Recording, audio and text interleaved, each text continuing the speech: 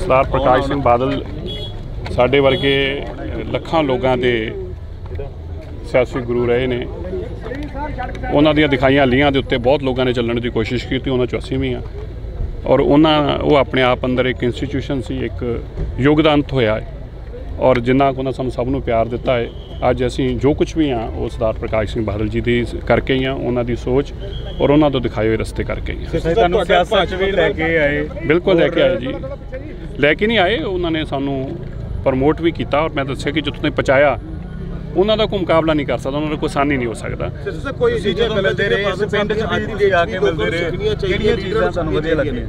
देखो सरदार प्रकाश सिंह बादल तो वो हर चीज़ सीखण वाली सी, भावें टाइम की मैनेजमेंट होवे, भावें अपनी कौम की गल करन दी गल होवे, भावें सूबे की गल करन दी गल होवे और भावें अपनी सेहत की गल होवे। सरदार प्रकाश सिंह बादल को बहुत कुछ असीं सीखिया है और मैं कहूँ कि जो कुछ भी सीखिया है और कोई भी उन्होंने अगर जीवन से झाती मारे तो अपने आप को बहुत ही सुभाग्या समझदा कि उन्होंने विखाए रस्ते दे अगर कोई चल सके, क्योंकि उन्होंने केवल अपने वास्ते नहीं, ये बहुत लोग ठीक है जो कोई राजनीति होंदा उहदे ते बहुत माड़ी चंगियां गल्लां भी उत्ते लाई जांदियां ने, लेकिन असीं सारे जानते हैं कि सरदार प्रकाश सिंह बादल की जो दर्द सी ना वो देश के अंदर किसी नेता च नहीं सीगा। उन्हां दे मन के अंदर सच्ची अपने सूबे के प्रति भावना सी और उस भावना के करके ही वो इत्थों तक पहुँचे ने। नेल्सन मंडेला के तौर पर बिल्कुल मैं इन्हूं याद है कि जो प्रधानमंत्री जी उन्होंने ये कहा सीगा कि अतिशोक्ति नहीं होगी अगर मैं इनको भारत का नेल्सन मंडेला कहूँ, और सच्चाई भी आ।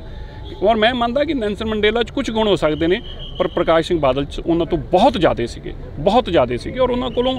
बहुत लंबा समा सानूं सारिਆਂ सीखण का मौका मिला और मैंने निजी तौर पर बहुत समा उन्होंने को नाल रहण का मौका मिला, इत्थे भी इंडिया भी विदेश भी उन्होंने रहण का मौका मिला। दिल्ली जी बहुत समा मेरे नाल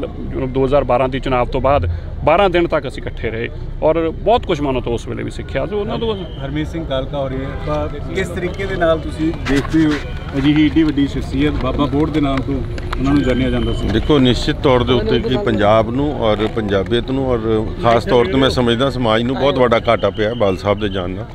और उन्हां कोलों हर मौके के उत्ते हर कदम के उत्ते जिहड़ा सिੱਖਣ ਨੂੰ कुछ मिलता सी, वो वाकई एक सियासी गुरु अपने बच्चों को सिखा सकता है और उन्होंने पंजाब दे विच साडे वर्गे कई हज़ारां नूं की मैं कह सकदा ਲੱਖਾਂ बंदियां नूं ਇਹ सियासी गुण सिखाए ने। जिस तरीके दे नाल हलीमी नाल उन्होंने सरकारां चलाइयां और अपनी ओपोजिशन च भी रहंदे हुए किसी अपने विरोधी नूं भी मिलना है तो जिस हलीमी दे नाल मिलदे सी वो एक अपने अंदर एक हर एक दे दिल दे विच अपनी अलग छाप छोड़ के जांदे सी। सो अज बादल साहब दे जान नाल समूचे कौम नूं बहुत बड़ा घाटा पिया।